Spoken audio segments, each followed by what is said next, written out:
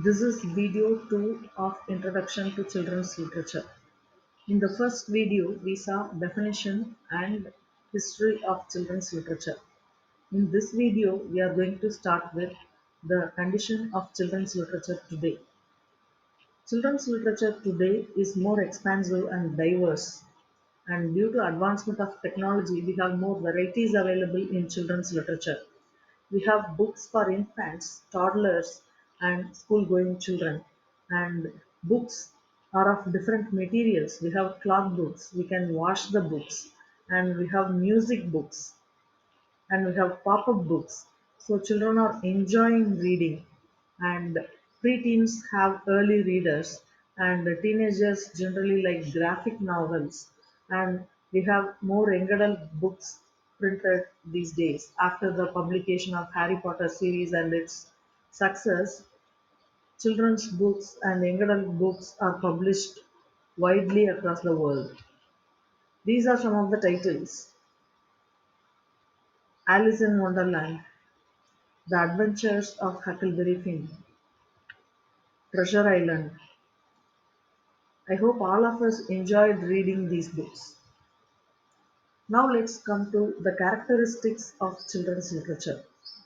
The first and foremost thing is it is simple and straightforward. The characters are not complex. There will not be any psychological depth or motive behind the characters. And the story is based more on action to maintain interest. And sometimes or most of the times it has characters that are children. It includes childhood events, actions, and happenings so that the children can find themselves in the story, and it expresses a child's point of view, and it is optimistic, which is very very important, because when we grow we start liking Franz Kafka's Metamorphosis kind of stories. But as a child, it is the duty of the world to portray the world as something optimistic. There is always hope, foreshadowing, and other elements to raise the spirit periodically. There is always hope, good always wins, and if you are good, then only good things will happen, is what is assured in children's literature. And it tends to give more fantasy and fanciful ideas, and there is a tone of joy and innocence associated with children, agricultural life, pastoral life, and closeness to nature, and friends are reliable. And though it is complex, it is very simple.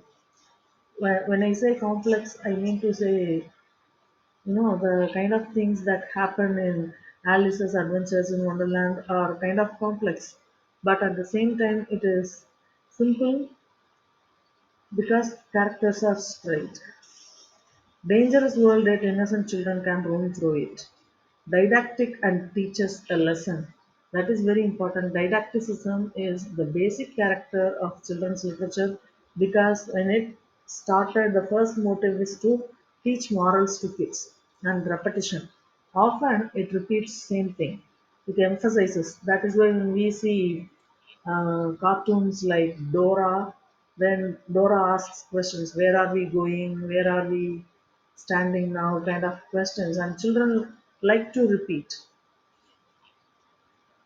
And it is a common element in traditional folk tales also, and fairy tales also, and contrasts extremes, the good and the bad. The good will be too good, and the bad will be too bad. Just by seeing the person, you can find the person is bad, the ideal and the practical, ideal family and the orphan. So the difference is obvious. And now we have come to the uses of children's literature. The most important use is it opens windows of imagination to a child, and it strengthens the cognitive developmental domain, and it encourages the child to imagine and create stories. Wordless picture books are